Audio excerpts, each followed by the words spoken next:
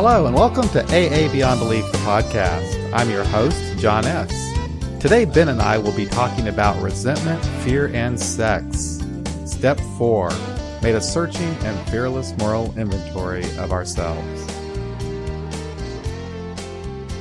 Hey Ben, how you doing? Good, John. How have you been? I'm doing excellent and looking forward to getting into the next step. We'll see how far we go. We'll plan on doing steps 4 and 5, but we might have enough to talk about in step 4 that might just take up the full hour, but we'll see how it goes. So step 4 is made a searching and fearless moral inventory of ourselves. And I guess, Ben, maybe the best way to start is why don't you just kind of give us an idea of what you think this step is about, and maybe from your own experience, if you just want to talk about it a little bit, and then we can just kind of go into it from there. Yeah, absolutely. I kind of reread some of our literature getting ready for this, and I guess my first experience with step 4 was very half-assed, I guess I'd say. It was, I kind of was walked through it, but maybe I wasn't quite ready to be walked through it. I was being kind of stubborn about it, and then I went through and read on my own, and inventory. That's all I think of. Even now, when I go back and I read it, it's not that I don't believe there's such a thing as morals or they're important, but a lot of what I hear, even when I read through the literature, is it's not moral. It's, with some science background and psychology background, it's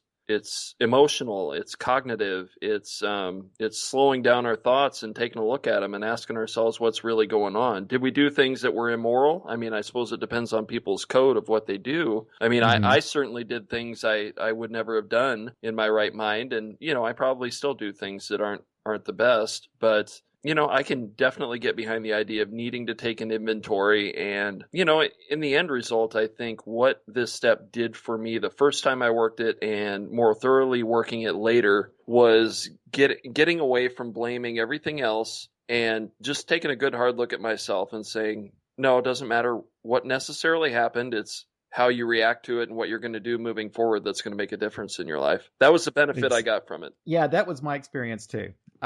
When I look back at my life, Ben, prior to Alcoholics Anonymous, and of course I was kind of young, so I give myself some credit there, but I didn't really have a lot of experience with introspection. I always looked to the outside of myself for what was going on with me. If I thought about my problems at all, it was always, I never looked at my own motives or how I was being impacted. This was all new stuff for me. Mm-hmm. And I will never forget the very first time someone showed me how to do an inventory as it's laid out in the big book. Mm-hmm. It was at the Shrine on the Hill group in Kansas City, Kansas. And this woman by the name of Carol, who had been in the program for 20, 30 years or whatever, sat down with me and she helped me dissect a resentment. And we just picked some memory from the past, something that was just lingering in my mind. It was something from when I was like 8 years old. And we went through that thing. And I remember just from that one little example of gaining some insight into myself,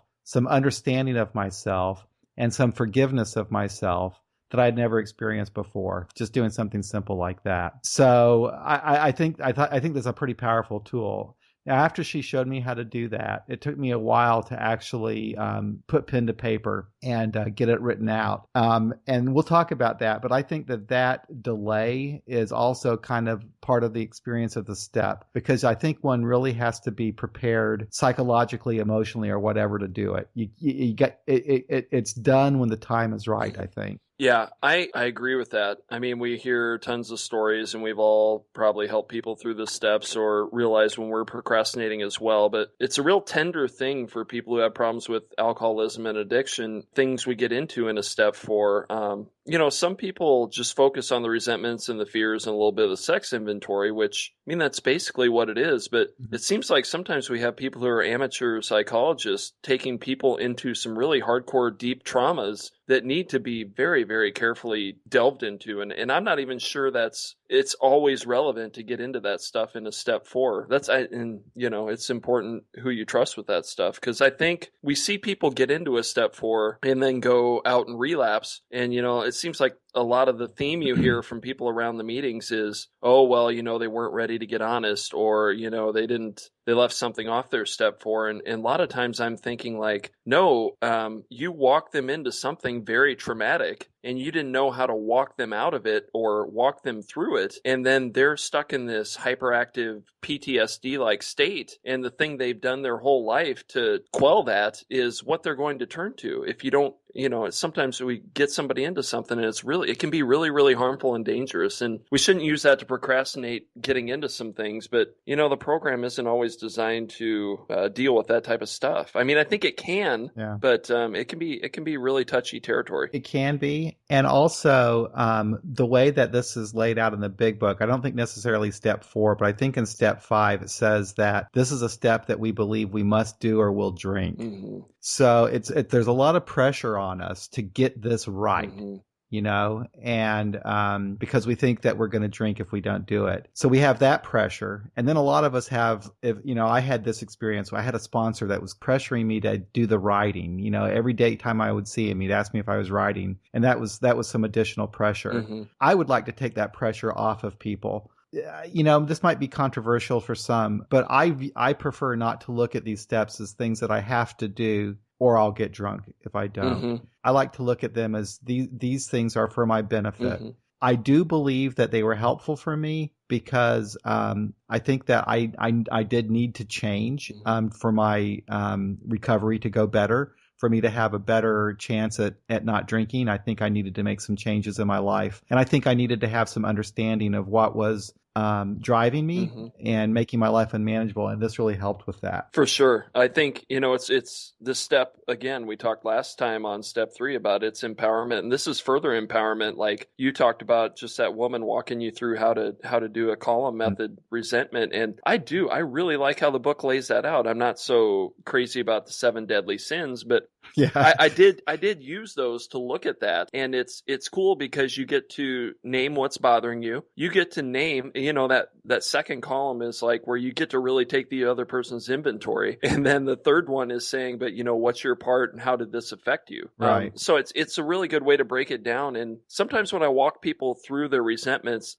maybe I'm a bad sponsor. I don't always have them say, you list every damn thing you've ever been resentful about in your life. But if I can get them started on this way of looking at their resentments, then you can get to a place, I think, where you recognize your resentments when they're happening and you can break them down quick and you can get yourself back into a calm place. Yeah. My sponsor told me, and I think I heard other people at meetings talk about the 4th step, and they would say that you're going to recognize a pattern. So it's almost like you don't necessarily have to write down every single thing because they all boil down to pretty much there's a common denominator running through most of them, I think, most of these resentments. Yeah, and they set you up great for step 6 and step 7 because they really know the patterns and you'll be able to name them after you're done with this. I will before we get into this, I will say to newcomers out there that don't feel like you really have to rush into this because one thing that I experienced when I was going to meetings is a lot of this stuff comes out just from the process of going to meetings. Mm-hmm. I mean,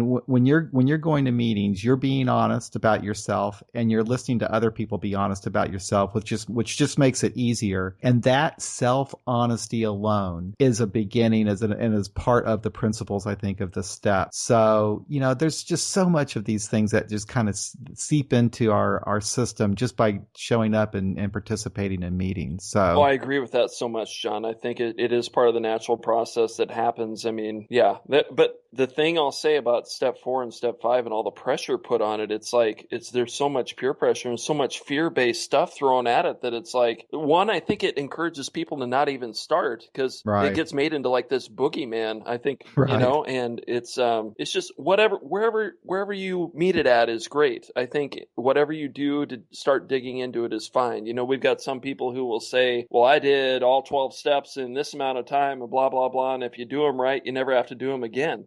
I haven't, you just do it step 10 every time instead of another. Because I'll sometimes say I work the steps every so often. And, there's a few old timers that roll their eyes. Well, I'm not always prepared at any given point of my sobriety to deal with certain things. Things are kind of, I guess, for lack of a better word, revealed to me over time when I'm prepared to deal with them. It's like there's resentments that popped up, like at 8 years sober that I didn't even know were there. And I'm able to break them down now and get a better understanding of myself that there's no way in heck I could have even touched that or had any idea about it when I was a year or two sober. Exactly. I do the same thing. This is a tool that you can use at any time. It just shows you how to break down these resentments and these fears, and to just, it's a handy way to have some introspection and understanding of yourself. And I've used it out of order even. Before I actually did my official fourth step, I did a mini inventory on a situation that I had at work that was really bothering me. Mm-hmm. And I did a fourth and fifth step just on that one situation. So it kind of goes back to, it's almost like anytime you put something on paper, it just kind of helps you understand, I think, what's going on with you. So this is just kind of a handy tool for that. For sure. It's like the Serenity Prayer in action, just really quick. Exactly. Yeah. It really is.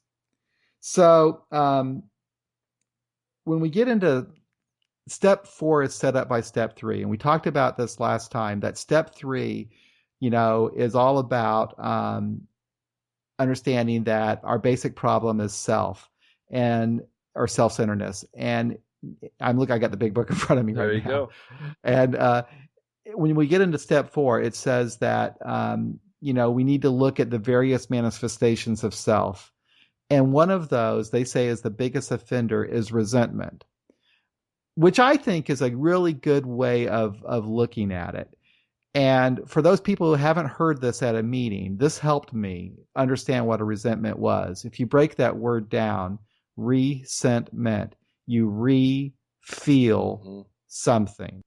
That's what it is. It's reliving some past event and feeling the emotion of that past event today, just as if it's happening right now. And why don't we have a little discussion about resentment, Ben? Tell me how you feel about resentment and the value of looking at resentments. You said it perfectly. I mean, it comes from, I think, the Greek word sentire, which is to feel. And so I think we always think of anger when we think of resentments, but it's not. It's like a lingering feeling about anything. Exactly. And, I found during this whole process, it's literally a way to process those feelings and I'll come back to the empowerment thing. This is about gaining some control back over our own well-being and not giving power to these either things that happened or other people in our lives or our own tendencies or situations we're put into that it's just about taking back a little bit of our power and control over how we feel about ourselves. And it's about feelings. It's about re-feeling something. And there's some things that I guess I still have resentments about because I still feel them, but they're on a lesser degree and I can process them quicker and I can frame them in a different way so they don't have power over me anymore. I think there's a lot to resentment, fueling the fires of alcoholism. I remember, Ben, sitting in bars, nursing drinks, and reliving some past event, some trauma of my life. It was just part of who I was and what I was. Between the drinking bouts, there was always my mind was in the past somewhere frequently, and I think that what I found out about resentments is they take on a life of their own. They take on their own reality. So they're based in fact, but over time we add to them to where we don't even know what's true or not anymore. Mm-hmm. So resentment is a really good way for us to trick ourselves, I think, and to kind of scapegoat our problems and put them on something else, rather than where maybe they belong. Right. Well, and it's a great way to keep things stirred up so you can put out the flames with some drink. The book is dead on about a lot of this stuff. I really, as I was rereading it again, it strikes me as how dead on they are about a lot of that stuff. It's sometimes the tone of it really annoys me. But they're right on about this stuff, and it's about gaining that power back. And we don't have to linger in that crap anymore. There's a way to work through it and not stay stuck in it. And when I hear people talk about these things in meetings, it's like the resentment is cured and it's gone and it's this and it's that. Well, there are some resentments that are like that for me, but there are some that still linger a little bit. They take time to get out of those memory banks or something. But Yeah. There's nothing wrong with you if you continue to have a little bit of resentment about something. But I think if we're aware we have it, that makes it a little bit different. Yeah. For me, it wasn't like the resentments were removed, but I was able to gain some understanding of myself and forgiveness of the people that I resented. Right. So, because I was able to put into context I was able to put into context the time and what those people were perhaps going through in their life and where I was at in my life at the time. I don't know. I could just see that, we're all human beings. We're all doing our best. Yeah, that's a big result of this too, I think. And again, I don't know if this was intentional, but it does roll very nicely into 6, 7, 8, and 9, because if I'm understanding and I have some humility and understand what part of a role I've played in my resentments and feeling bad about everything, it makes it a little bit easier to understand how I maybe made other people feel with the 8 and 9 stuff, so then I can make a decent amend and apology, because I understand how we all have these foibles and these difficulties and how we take things out on each other. So when I was doing this, I did mine the way it's outlined in the big book. I did the columns: I'm resentful at, the cause, and what it affects. And for me, that was a nice, simple way of doing it. And there's a series of things that we go through. Now, when I was doing this, all I did is I sat down on paper and I just went through whatever memory would pop up in my head. Not necessarily in chronological order, just whatever would come up. And I would just start by listing those resentments, and then I would go back through and look at the cause and effect after I did it, putting out of my mind the other person's role, but just simply looking at my part. I don't really see this as a scorecard of who's right and who's wrong, who's good and who's bad. This is just trying to figure out what made me the way that I am.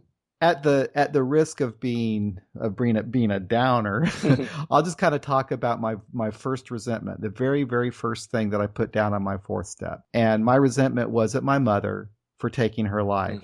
It was her suicide. And I had to list that as the very first thing, because I know that my drinking got way crazy after her death. Somebody gave me a shot of whiskey, and it was the best damn thing I ever had in my life.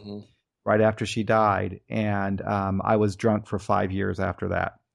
And when I'm talking about the sick resentments that I would think about when I was drinking, that would be the one event that I would play over and over in my head.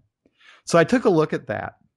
I took a look at that, and I had to ask myself, what did this affect? What did this do to me? Well, it certainly affected my sense of security.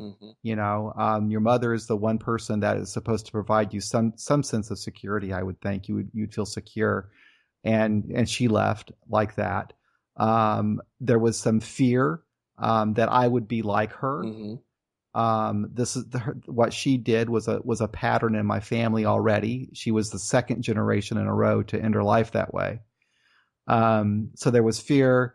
There was a loss of security, self-esteem, being ashamed of what happened.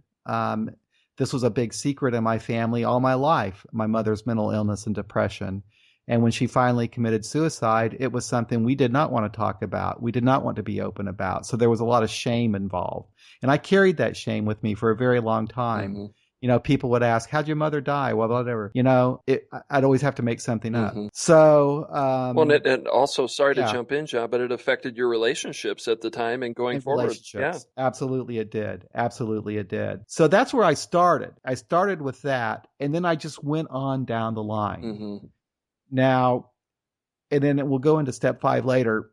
Doing this, do I still have that resentment? Is it something I can re-feel? Yes, it is.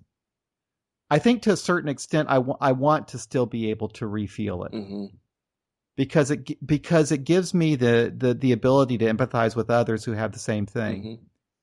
But it doesn't drive my life. I'm not sick with that resentment anymore. I understand what it did to me. I understand how it affects me.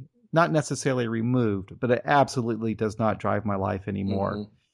And this coming into AA and finding this tool really helped me. I don't know if maybe I could have gone to a therapist or something and got the same benefit, but this really gave me some freedom, some control, some way to figure out what the hell happened in my life from the time my earliest memory to that point when I was actually putting this stuff down on paper. Right. Well, thank you for sharing that, John.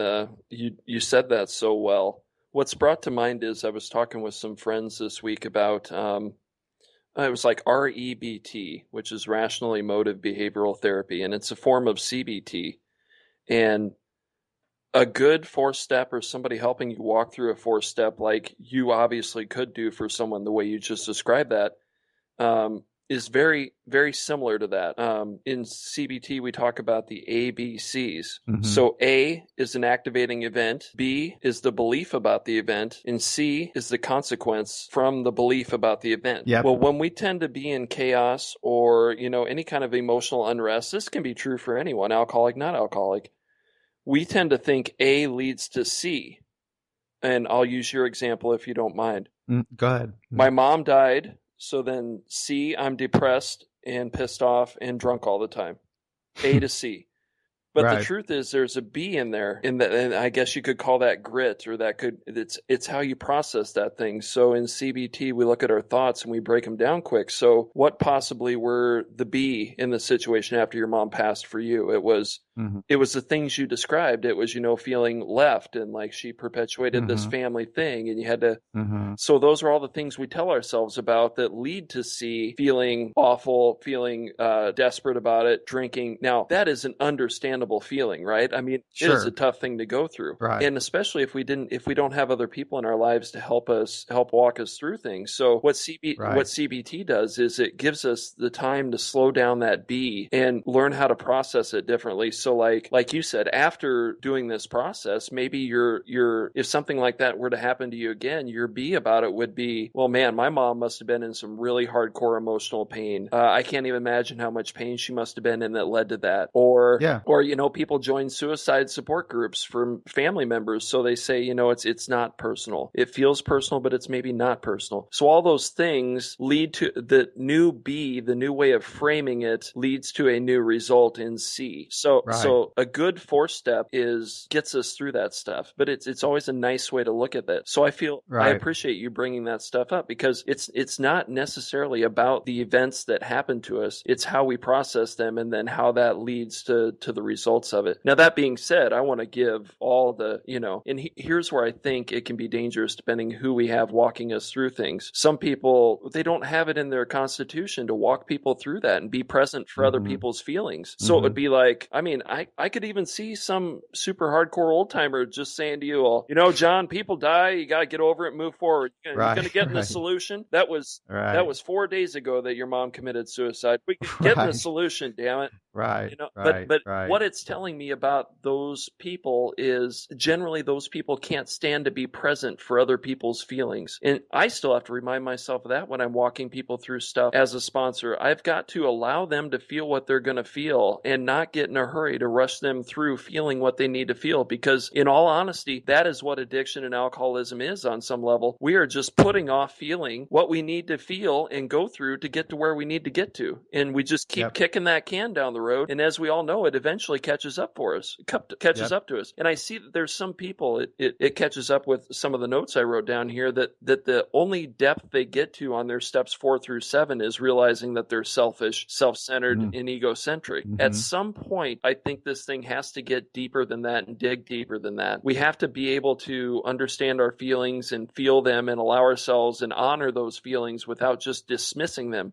But even so many of the sayings I will hear in meetings sometimes, it is meant to dismiss feeling and shove it to the side and getting the solution. I think sometimes the intention is good, Right. but I think the subconscious thing going on is to avoid feelings. And hardcore AA can be that way. And, like I was saying earlier, the real benefit of this, I think, and I still experience it today, is that we do the same type of things over and over again. Our behaviors, I don't think our behaviors really change until we recognize how harmful those behaviors are and are aware of them. And this still happens to me after 27 years of sobriety. Mm-hmm. I find myself doing things, Ben, reacting in certain situations the same damn way. Mm-hmm. That is not healthy or good. But after you've done it a couple of times, you're able to start to recognize how harmful it is and then make some change. Mm-hmm. And one thing I will say about this too, because I've experienced this recently, they say in AA we don't take each other's inventory. I think that changes after about 20 years or whatever, because I do have actually people that take my inventory, and it's completely okay sometimes, because you know what? They're right often. Yeah. And they'll say, John, your problem is, and I'll say, yeah, you're right. Right. That is my problem. Right. I see that I do exhibit those behaviors, but I know that these are good friends that do this, and they're not saying it in a judgmental way. They're just saying, hey, this is something you might want to look at. This is something that's happened to me, and I can see that you're displaying this pattern. Mm-hmm. Well, it sounds to me like because your pride isn't as strong. It's like you can take input, you can take feedback from people. It's a benefit of the step. Yeah. It's a benefit of all these steps, that you're absolutely right, because you understand when you do this, it's not about being good or bad, right or wrong. It's about being a human being. Mm-hmm. We're all like this. Mm-hmm. We all have these issues in our lives. Right. We all have, we are who we are today because for a lot of different reasons, but a lot of it has to do with the experiences that we've had in our lives. Mm-hmm. And we develop this way of living based upon our reaction to these experiences. Mm-hmm. And if most of us, I was totally unaware of this, of what was going on. But once you have that awareness, it takes away the guilt and the shame and the right and the wrong, and you're just actually able to look at the actual behavior of what you're doing and understanding why you're doing it, mm-hmm. so that you can have some hope of making a positive change. Yeah, it makes it just like especially like you said, putting it down on paper, it just makes it a fact to look down at. It's almost like an out-of-body experience, like you're looking at someone else's something. It's just there. It is like an out-of-body experience. It almost has a really good way of putting it. I remember when I was doing this, I would almost, like if I'd write about my childhood or my father and siblings or whatever, I could almost envision that time and me, who I was at that time. Mm-hmm. It was really a pretty cool experience. It's just like that, but I kind of interrupted you. No, that's fine. And the cool thing is when we're able to look back and look at how we felt at a certain time or behaved a certain way, it's kind of a confirmation of how much we've changed. It is. Yeah. And I was also going to say the thing with when I was doing the column method, I think for people who are maybe tend to be a little bit more on the codependent side, like take their, everything about themselves, their value from what other people on the outside say. If I had a tough time finding what my part was or what one of the 7 deadly sins or any of the 7 deadly sins applied there, if I had a tough time figuring out what it was almost always pride, because I'll give a little example. My mom, our daughter's almost 6 weeks old now. My mom still has not seen our baby, so I have a little bit of a resentment about that. Mm-hmm. She has to get an immunization in order to be able to see the baby. Our pediatrician suggested it, and I encouraged her to get it, and she's just dragged her feet on getting it, so she hasn't been able to see the baby. Mm-hmm. So that's my mom has always been a pretty detached person emotionally, and so that activates that in me. It's like, geez, like my head wants to go to, well, you're choosing to be lazy and not get this human immunization over seeing your daughter. Well, black and white, that's what it is, but that's not really what's going on. But, okay, so in the past, I would just sit and stew on that stuff. So, but now, because of what I've done and what I've worked on in myself, it's in the past, it would have been pride that would have kept me from, I'll say confronting, but I don't mean in like a mean way. It would keep me from saying something to her like, oh, well, I don't want to stir anything up and it's not right to upset somebody. But now I've also learned how to say things in a way that's not angry. And I can say, Mom, it hurts my feelings that you didn't get the immunization when I asked you to, and that it puts off you seeing your granddaughter, And when I can put things that way, it's not an attack. It's not just being out of anger. And I can tell somebody I'm mad now without sounding mad. Yes. Yeah. Because what you're doing, you're sharing your feeling with somebody. You're sharing what's going on with you. You're not making an accusation at the person. You're just saying, hey, this is how I feel. Right. And nobody can argue your feelings. Right. I mean, that's how you feel. Right. And you're just sharing that with somebody. And that's kind of what you get, I think, from this program. You get the ability to not only for yourself to relate your feelings to another person, but when another person tells you how they feel. I know now, Ben, that if someone tells me that they feel a certain way, I have to respect that. That's their feeling, whether it's right or wrong or whatever. That's their feeling. That's where they're at right now in their life, and I certainly understand that. Whether I agree with whatever they're doing or not, you have to respect that when somebody shares with you how they feel about whatever is going on in their life or what behavior I myself might have exhibited that elicited a certain feeling or reaction in another person. I have to respect what their feeling is. Right. And that's why counselors always try and get people into that stupid I feel statement. I feel this when you do this. It's because when you, like you just said, when you say that to someone, you're not judging what they do. You're not saying it was wrong when you did this. It's just saying, here's how I felt about what you did. And I screwed this up last week, actually. So we're always learning. I spoke towards the end of a meeting, and it was, it got really gaudy, and that started tripping my trigger. And then people were kind of going on about anti-intellectualism and that it's not okay to think this thing through. You just got to do it. And so I stuck up for intellectualism a little bit. And I said that, I'm trying to intellectualize my way into staying here. I'm not saying I used to use my intellectualism, or I used to intellectualize things to work my way out of everything, like into a drink, out of sobriety, out of the room. I go, now when I'm thinking about things and putting them together, it's how my brain works. I'm trying to make it authentic to me in here. So I'm using a natural thing of mine that I tend to do and using it for good to try and stick around here in AA. And a woman, right after I got done, first thing she said was, well, we all know people too smart to get this thing, but we don't know anybody too dumb. And we all got up to say the Serenity Prayer. And I just turned to her and I said, that was really rude of you to say that right after I said that. And that kind of started a little bit of a conflict after the meeting when her and I were talking. No, it wasn't an argument or anything, but if I would have just said, when you said that, I felt hurt, then it would have been a discussion rather than me going on the offensive right away and judging her for being like, it was rude that you said that. Because it probably turned out that I personalized it a little bit, but it also was a little bit personal. But so I've got to always be watching this stuff and be ready to stay on top of my own inventory there, and just like you said, it's just my feeling about it. And Ben, you brought something up there. I think that is relevant to the non-believer, the atheist, agnostic, or whatever. It's about thinking and the intellect and how that is sometimes put down in meetings, because a lot of people are going to see this as a spiritual experience. Okay, it's spiritual, it's not intellectual. And that's fine. But I'm an atheist, and I believe in the natural world.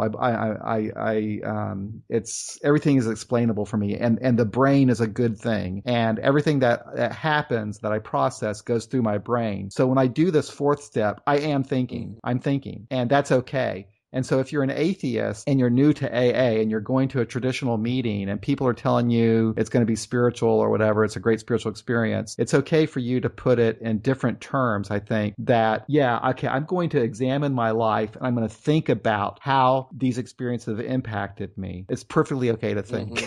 Well, I mean, that's even the other guys do. I mean, they call it something else, but they are thinking. Right. Well, and it's as long as you're not using it as like a defense mechanism to not get into your feelings, it is good. It is good to think this through. I mean, I get it that they're, thinking about things got us into trouble before we got there, but it doesn't have to be an all or nothing thing. Either you shut your brain down and you do exactly what we tell you to do. I'm going to tell you to bring forks for so-and-so's birthday cake after the meeting. And if it's like, it doesn't just have to be that way. There are degrees degrees of it. And I think that AA could be more welcoming and get more people who the book calls potential alcoholics that we saved from 10 to 15 years of the worst drinking or all that crap. It could be so much more inviting, and it's just a place for people to go and talk about things that don't want to drink. It's like, I mean, yeah, the steps are important. Yeah, we've got some of the things we do are important, but I think people get chased out. It's almost like a little witch hunt sometimes. It's a subconscious witch hunt. It's like, oh, that person doesn't say the things we say or speak all the lingo we speak. It's like, oh, let's chase that person out of here. I mean, nobody's doing that on purpose, but it's like, well, it's like if I say something about questioning a step, you can be sure there's going to be like 5 of the next 10 people to speak that praise the living hell out of the steps.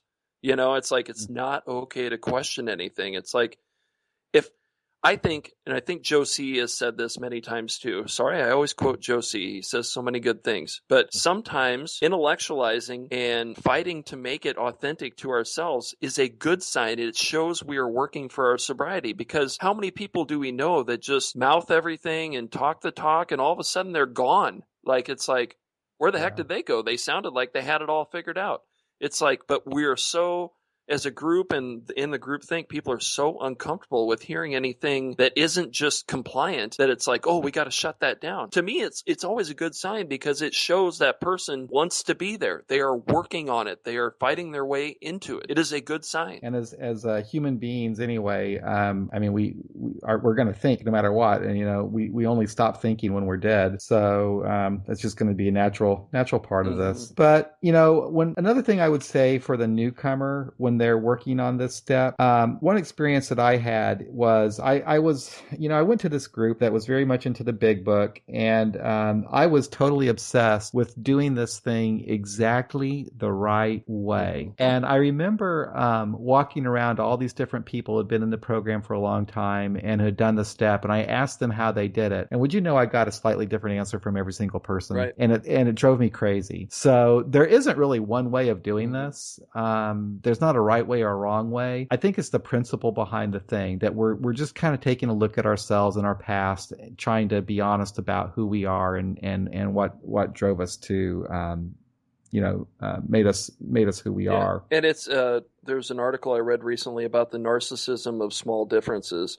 It's like, for some reason, that one small difference between us, the fact I don't believe in God and another person does, is such a big deal. Well, it's a big deal to me sometimes too. I need to own that. But to people who especially believe in God, it is such a big deal that I don't believe. It's like we could be so similar 99% of everything else, but that 1% makes a huge deal, and it doesn't have to. When you I worked this thing from the big book, and at the time I wasn't really an atheist or what, I don't know, so I was able to deal with a lot of this stuff really well. But I can understand how, if you're an atheist, if you read some of this, it might be difficult. I want to read a paragraph and kind of go how I interpret it now, because it's from the big book, and there's some spiritual language in there that could possibly scare people. But here's what I'm going to read.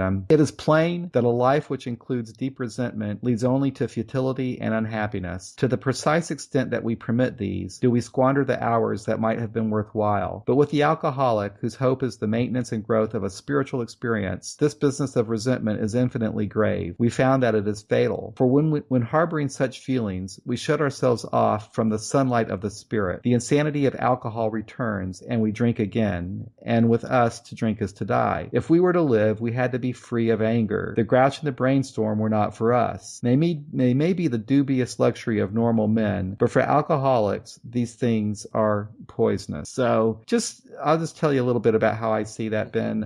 The maintenance and growth of a spiritual experience. However you want to define that. For me, it's my sobriety, but with the alcoholic, whose hope is personal growth, change. This business of resentment is infinitely grave. I think that maybe the language might be a little bit strong, but here's what I think about why this could be dangerous for a possible relapse as far as resentment goes. And Ben, it's okay if you disagree with me on this. I think that resentments are a way that we trick ourselves. It's almost a way that we lie to ourselves. We're not completely honest. We're a bit divorced of reality when we're living in the past and refueling some past event and adding to it. So I think that we're not present. We're not really in reality. And if we spend too much time like that, I can see how my thinking could be to drink. If I'm not being honest with who I am, that could happen. Also, the anger thing, when you add that into the mix, when I was angry anyway, and not everybody has the same experience, it was almost an out of control type of a thing. I didn't have control over my anger, and I mean to the point where I would hit something, I would punch a window or kick my car or some stupid thing like that, just reflexively. I had that kind of loss of control. So if resentment and anger could cause me to lose control of that type of a thing, then who's to say that it could cause me to lose control and just go out and drink? I don't know. What do you think about all that? I don't really disagree with you at all, John. And when you read that paragraph, as I read recently too, it's I don't have that big of a problem with it. The sunlight of the spirit and all that stuff. But the one thing that tweaked me a little bit was when it says we need to be free of anger. Again, I know I've talked about it already, but sometimes it's not about being. It's not okay to feel angry. No one's ever going to be 100% free of anger in their life completely. Now, at given times, if it said we need to work to be free of anger, whatever. I know that's maybe splitting hairs a little bit, but I'll say sometimes when anger gets brought up in meetings, it's like, again, it is denial of the feeling of anger. It's like pause when angry. Don't allow yourself to do this angry. Don't be angry. But instead it's like maybe we just need to learn how to process our anger differently and express it differently. I do think in the early going when we're so stirred up, it is best to just shut up and pause and not say anything and maybe process that anger with somebody else. But if we don't learn somewhere along this way how to express our anger, and that anger is just anger, it should be an indicator to us about something. Yeah, it's not something to run from. It's like when we used to, you get taught about feelings in treatment. We talk about them in AA sometimes. It's like sometimes people would say, how come there is one good feeling up there and 5 bad feelings? So it's mad, sad, glad, hurt, afraid, ashamed, right? Well, I would always say back to him, I go, it's interesting that you say that because I look up there and I see 6 feelings.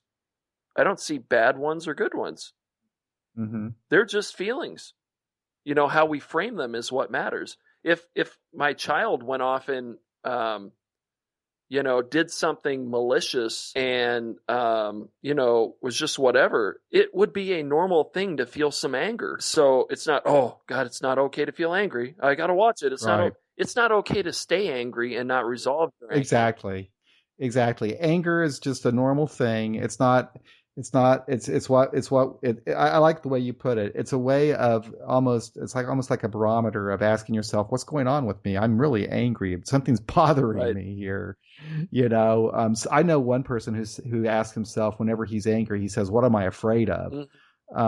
It's just a good way of stopping because it's like, wow, something's wrong. There's something I need to check out here. So anger is okay in that sense. Now I don't want to be crazy angry, violent and not so crazy angry all the time. That's no way to live. But there are things that happen to a person in their life that does make them angry. And that's just perfectly normal. So when they say the grouch and the brainstorm is not for us, that's a dubious luxury of normal men, I guess we don't want to stay angry, like you said. We don't want to be angry constantly. And maybe there are people who can do that. I don't know if alcoholics are unique, that it's just, I think it's a dubious luxury for anybody, quite frankly, to walk around angry all the time. I agree. And you're right too. Anger tends to be a secondary emotion with something else underneath it. You're right. It's often fear. Yep. Well, I got that from a guy I sponsor. Yeah. He tells me that all the time. He always asks himself, what am I angry? Where am I afraid? What am I afraid of? So going through the big book too, after we we list these resentments down on paper. We go back to them, and I'm just going to read from the book again. We turned back to the list, for it held the key to the future. We were prepared to look at it from an entirely different angle. We began to see that the world and its people really dominated us. In that state, the wrongdoing of others, fancied or real, had power to actually kill. How could we escape? We saw that these resentments must be mastered, but how? We could not wish them away any more than alcohol. This was our course. We realized that the people who wronged us were perhaps spiritually sick. Though we did not like their symptoms and the way that these disturbed us, they, like ourselves, were sick too. Now here's the part hard for atheists. We asked God to help us show them the same tolerance, pity, and patience that we would cheerfully grant a sick friend. When a person offended, we said to ourselves, this is a sick man. How can I be helpful to him? God save me from being angry. Thy will be done. Okay. Mm-hmm. Taking out all the language, I think there's some value in here. And I'm not even going to say they're sick, but they're a fellow human being.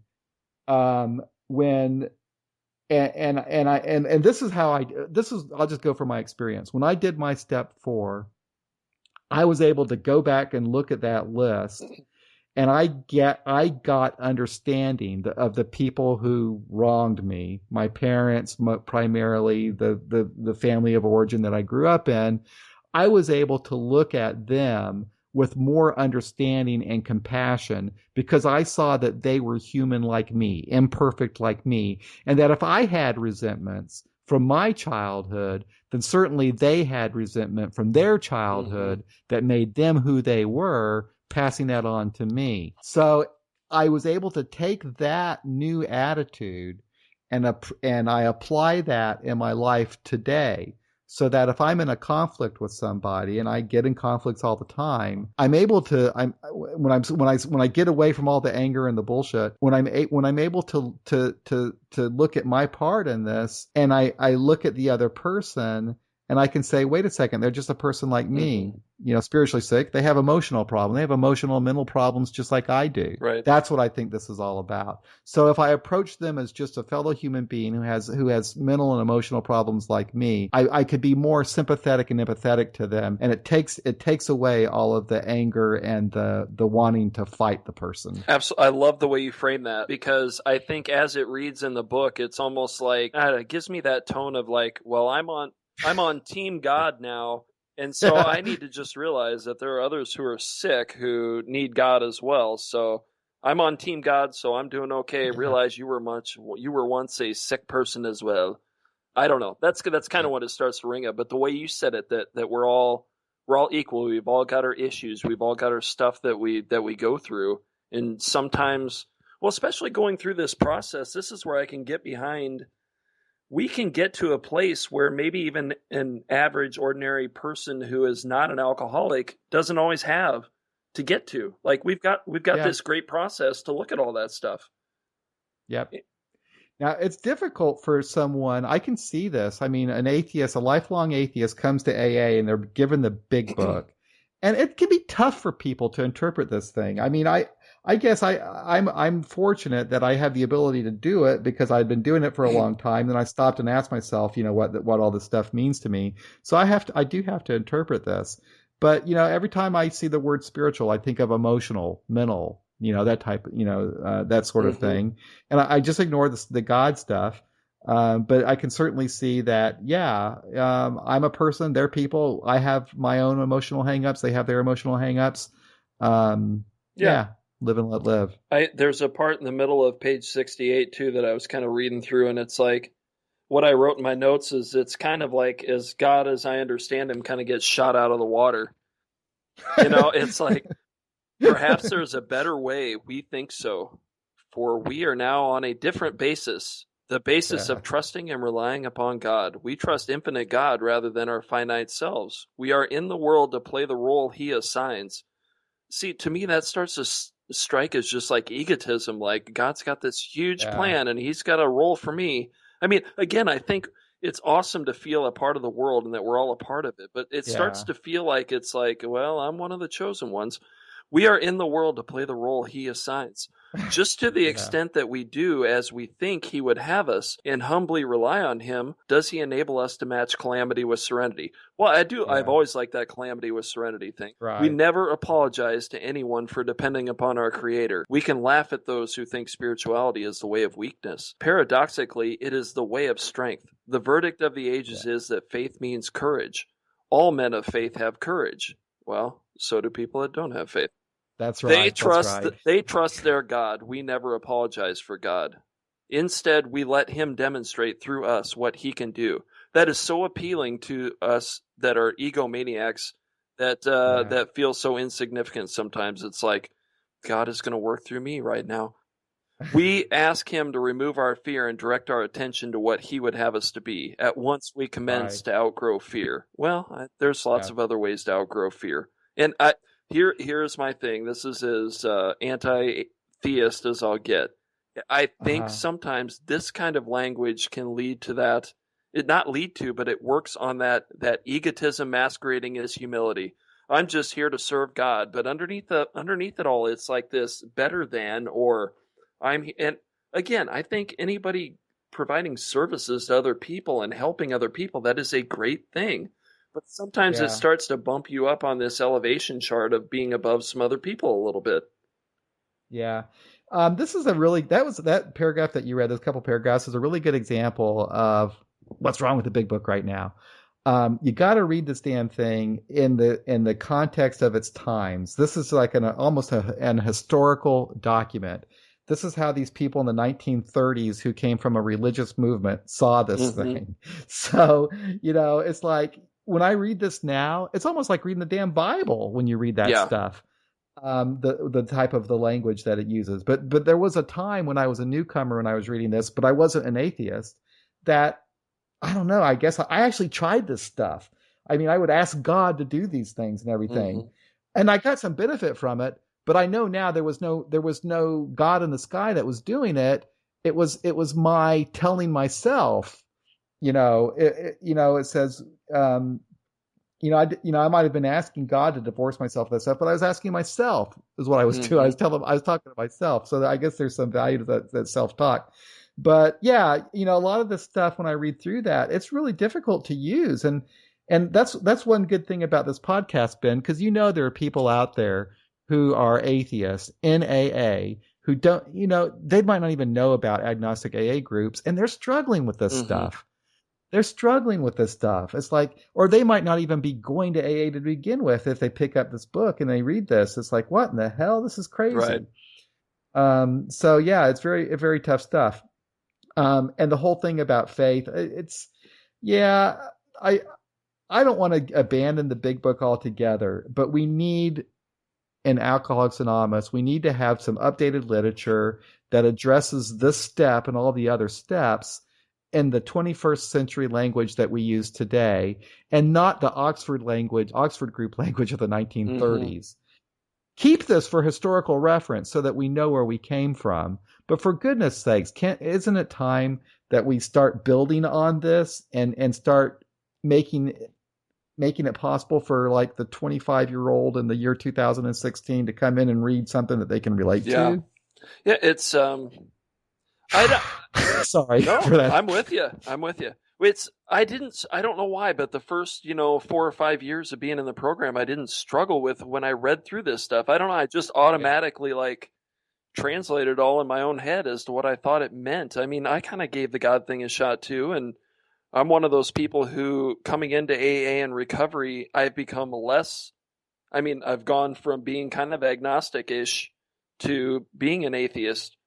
But I go to some meetings and it does feel like, I don't think it's intentional, but the meeting feels like, here we are talking in modern day language about what the book is trying to get at. And those are great meetings. But when you said something like this earlier, when I've tried to go to this book and try to learn it like I would a math problem and figure out how to parrot it, it has not worked for me.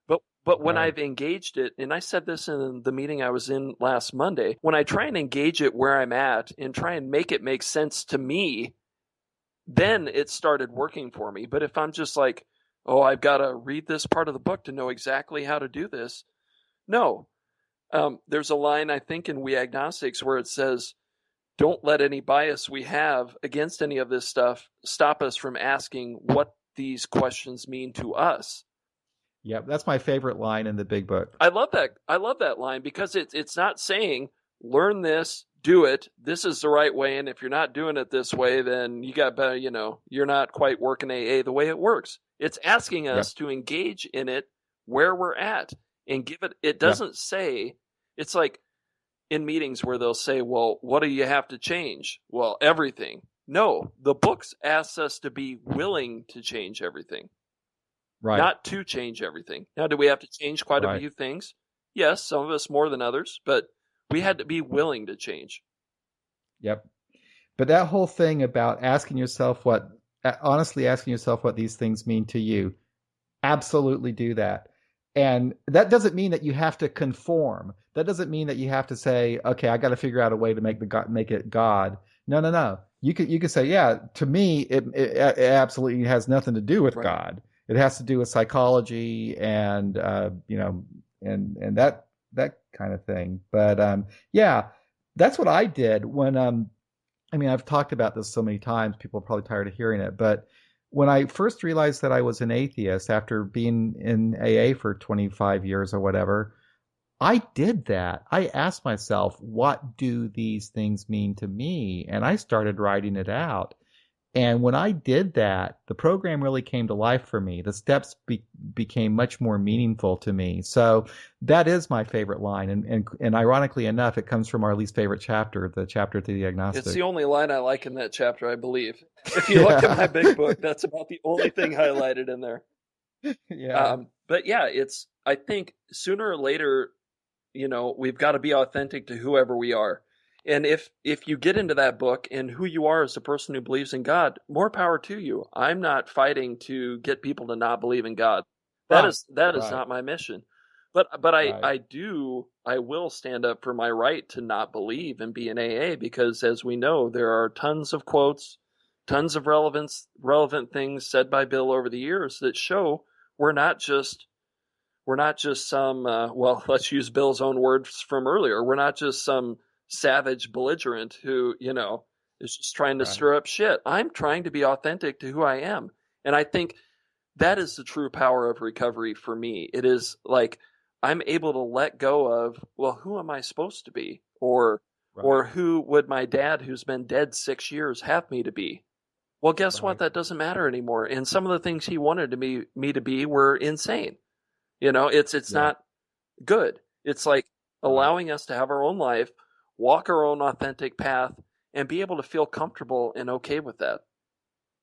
I'm glad that you said that. We're not anti-God, and we're not trying to take anything away from the people for whom God and religion and spirituality is very important. Absolutely not. I mean, that's great that there are people that are perfectly comfortable with this language in the big book today, and I don't want to take it away from them. I don't want to change a damn word of the big book. Keep it forever. I'm saying maybe get some other books. But yeah, we're not anti-God at all.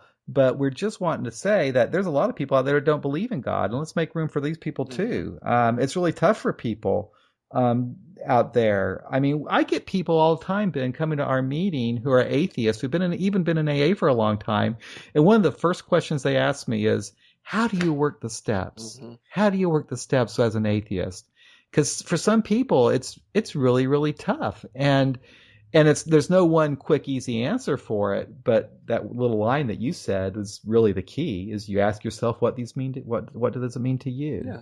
And that's what I do tell them. I say, ask yourself what they mean to you and start writing the steps out in your own language. Start from there. Yeah. And just engage in this process and then continue to do it. And if it works for you, great. If not, there's other options. It's not, and for the people who the God thing works for, I can respect their right to believe while not really respecting their belief. You know what I mean? It's not that I'm anti their belief, but I respect their right to believe. I can do that, and we can engage on that. But it gets frustrating for me that all I have to do is say something about questioning God for myself. In my experience, that wasn't how it worked for me. If I say something like that, people tend to get a little bit up in arms. But if I don't even mention that word or, say I don't believe, then everything's fine.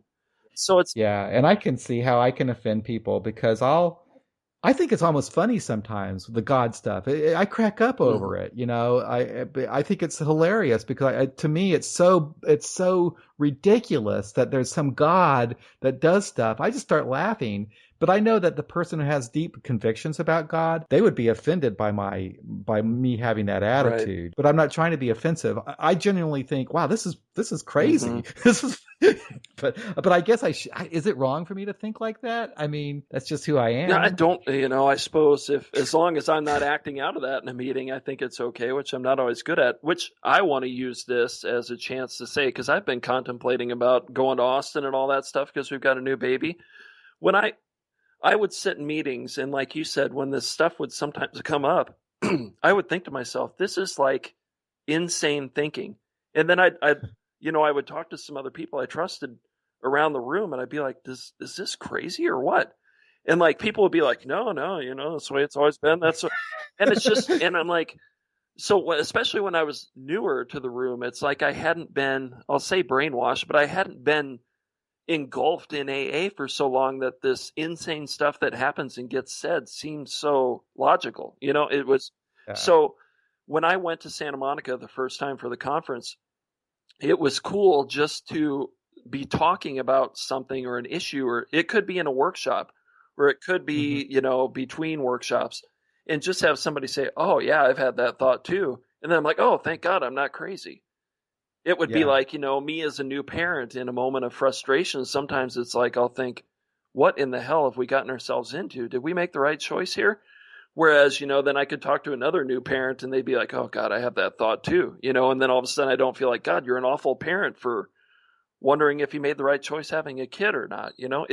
That was Yeah. the feeling I had out at Santa Monica, in that the workshops, they were all so varied, and we were all allowed to, I don't even want to say disagree, because people weren't disagreeing. We were having Right. discussions about things that I felt for a long time it was not okay to even question or have a discussion about. And it was so refreshing. And I am so looking forward to seeing everybody in Austin.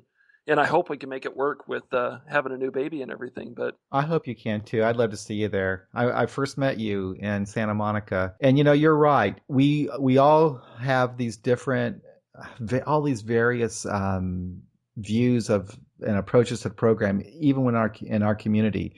But I think there's a greater tolerance and acceptance amongst us because we have this code in our meetings that you can accept this, you can reject this. It's totally okay. I mean, this is suggested.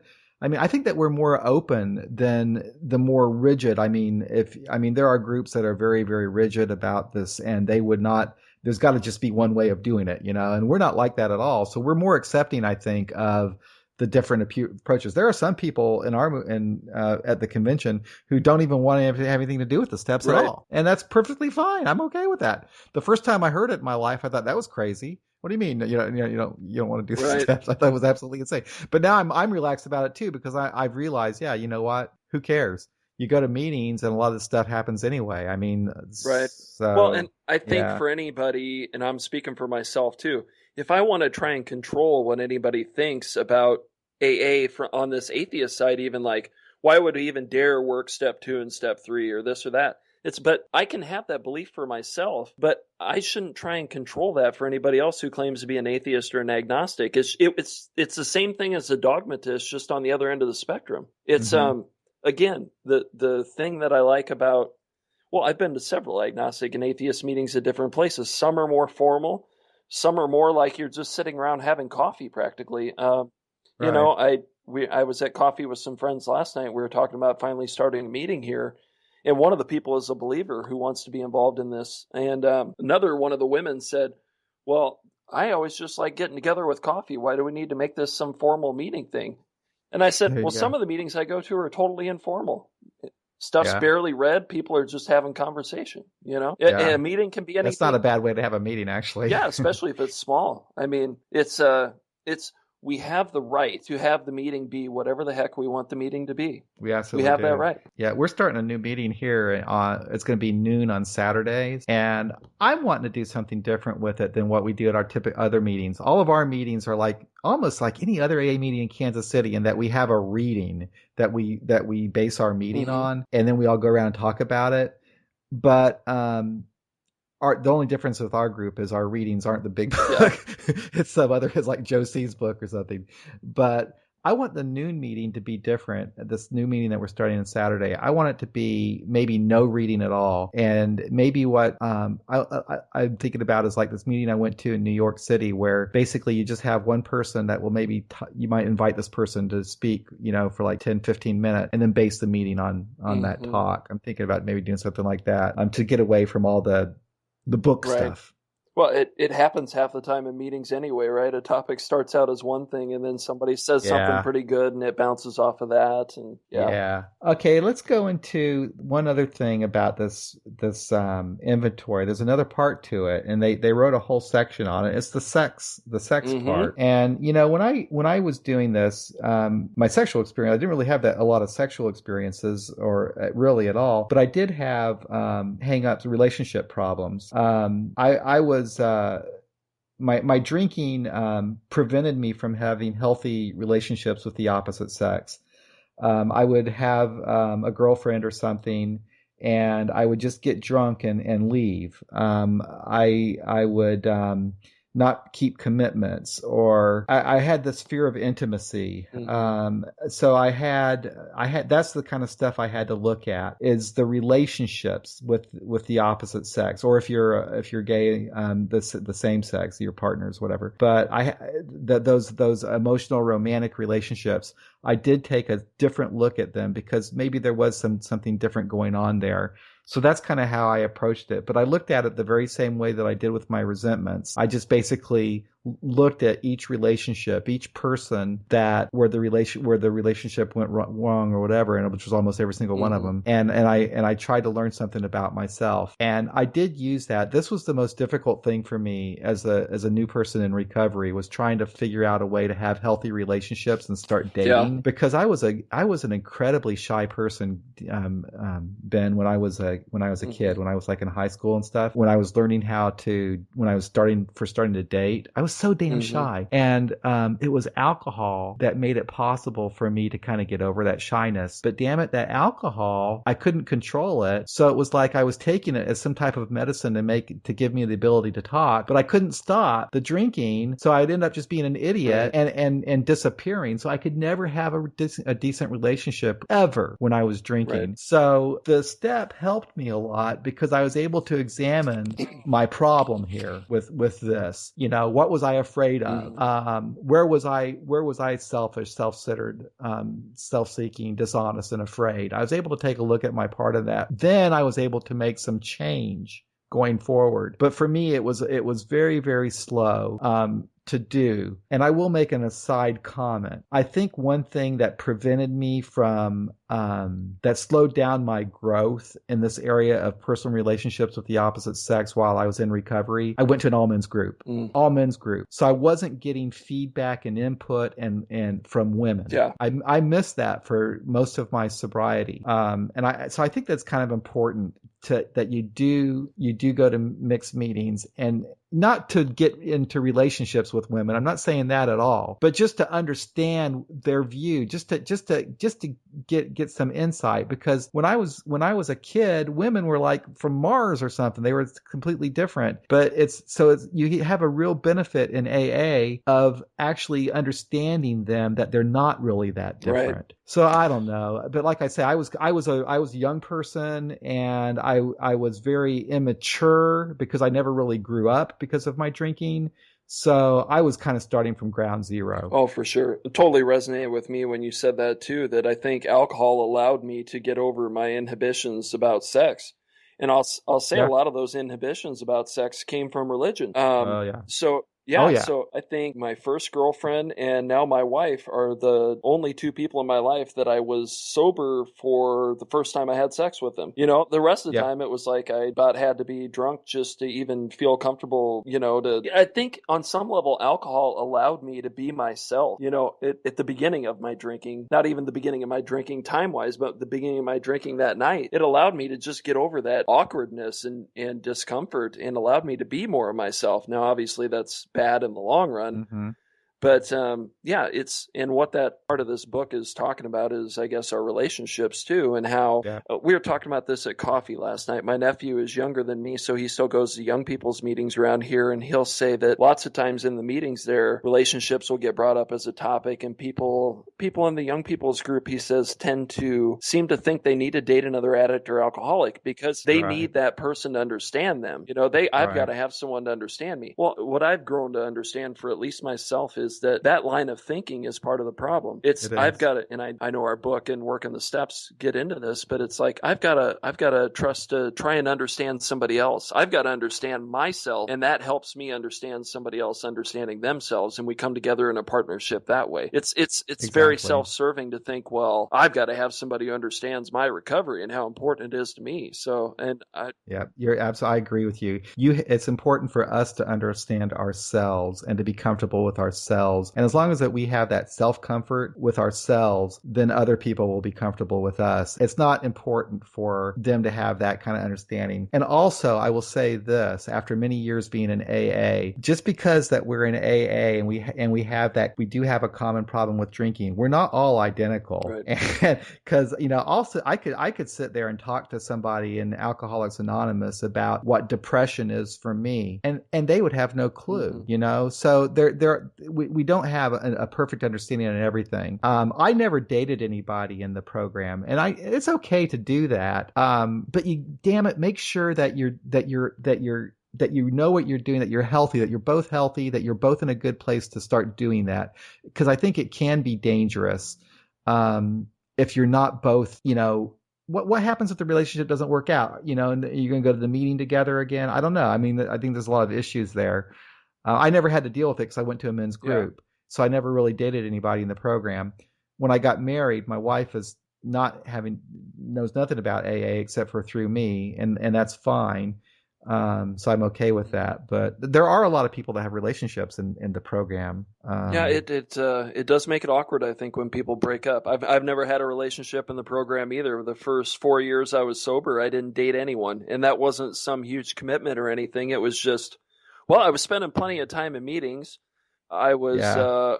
working on becoming a counselor and all that stuff too. So I just didn't. It just, I knew I wasn't going to actively seek that for a while, and it just never really presented itself. But it's definitely awkward figuring out how. And I understand where the young people in those meetings come from too. It's like, wow, drinking used to be so much a part of my life and how I defined myself, and it made me think, well, other people aren't going to think I'm fun anymore if I don't drink. So I need to be with other people who are sober and know how to have fun and this and that. But it's like, it Right. was more, I needed to learn myself and understand myself and learn how to have fun sober so I could participate with other human beings who were, doing whatever they did. And something I found out, because when I started dating after maybe, I guess I was 2 years sober when I went on my first date, and I wish I would have. It doesn't matter. I'm married happily married now. I don't know what happened to her, but she was a very nice Mm-hmm. person, and I knew her from a previous life somewhere. It was a college or whatever. Very nice person, but for whatever reason, I didn't pursue that relationship. I don't know if I was really ready to get involved. But there was no pain involved with that, and I remember when I did go out with her, that drinking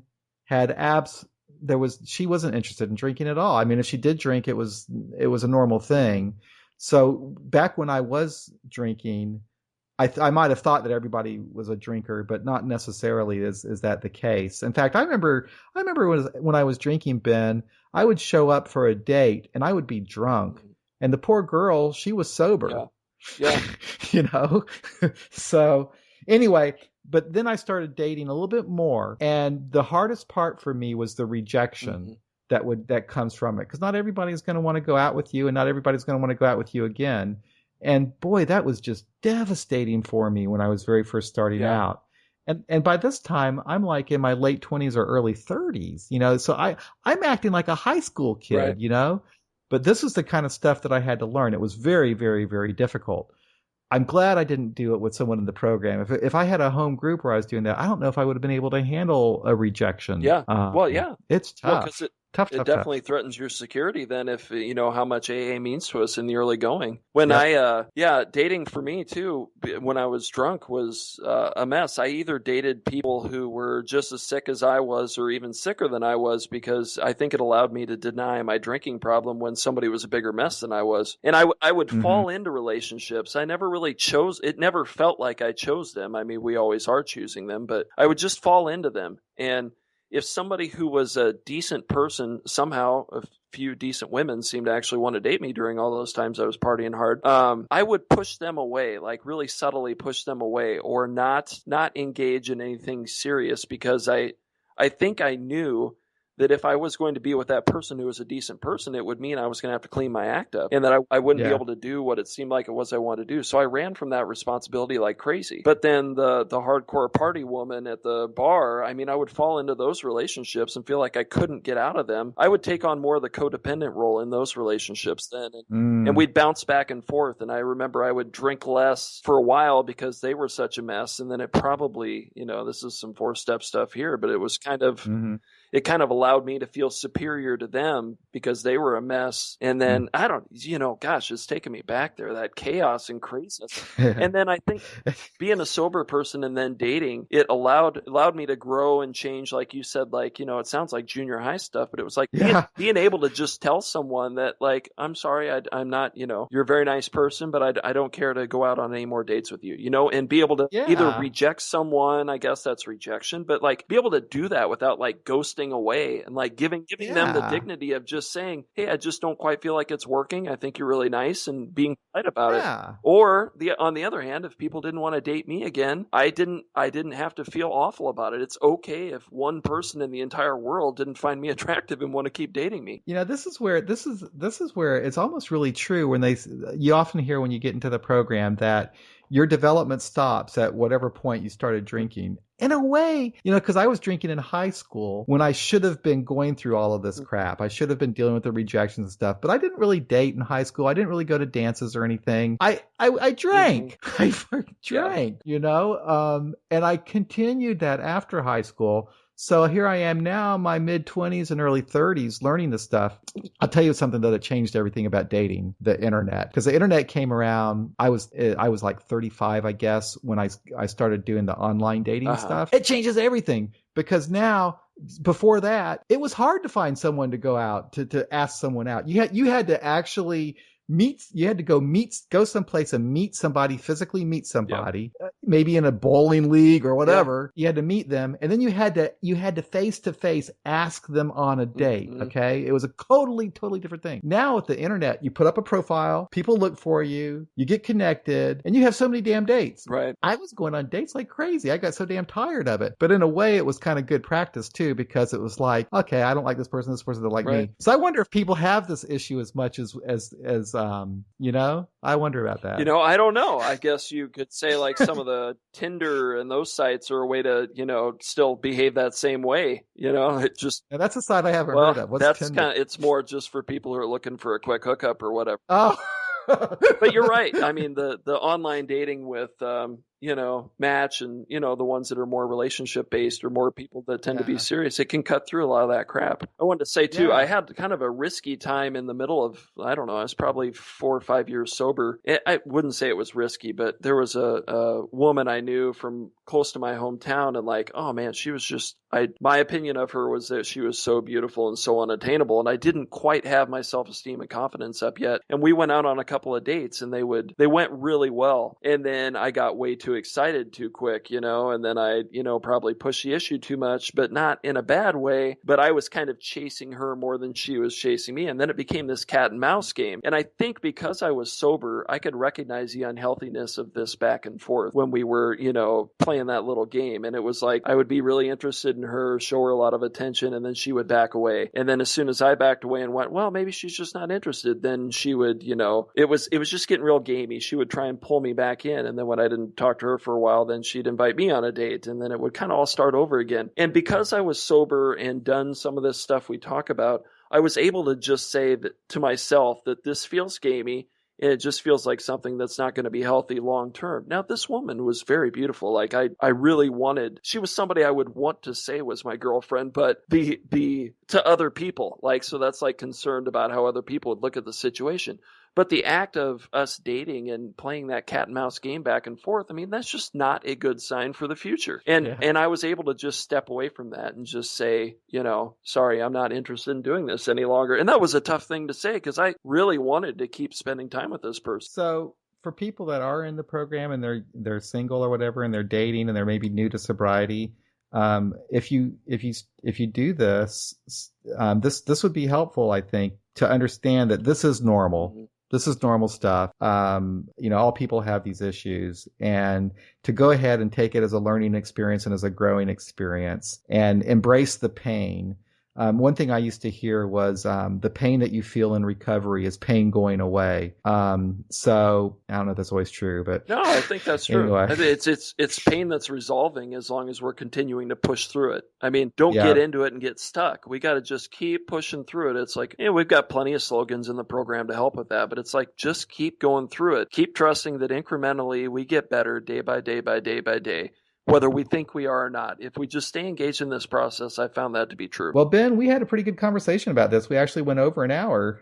So I think that when we talk about step 5, because maybe what you suggested is a good idea, that we incorporate a discussion of sponsorship with step 5, because that is where your sponsor really gets involved. I mean, oftentimes if we're going to do a step 5, which is where we actually, share, for those that don't know, we actually share our inventory with the person in step 5. Well, usually it's your sponsor. Yeah.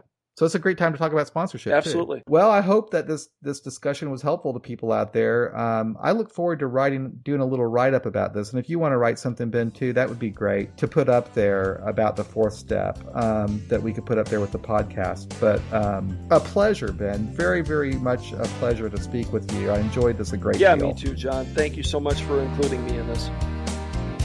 Well, that's it for another episode of AA Beyond Belief, the podcast. I hope you enjoyed the conversation. We'll be back next week with another episode featuring Mary M., who will be sharing her experience, strength, and hope as an atheist in AA. We'll talk to you then.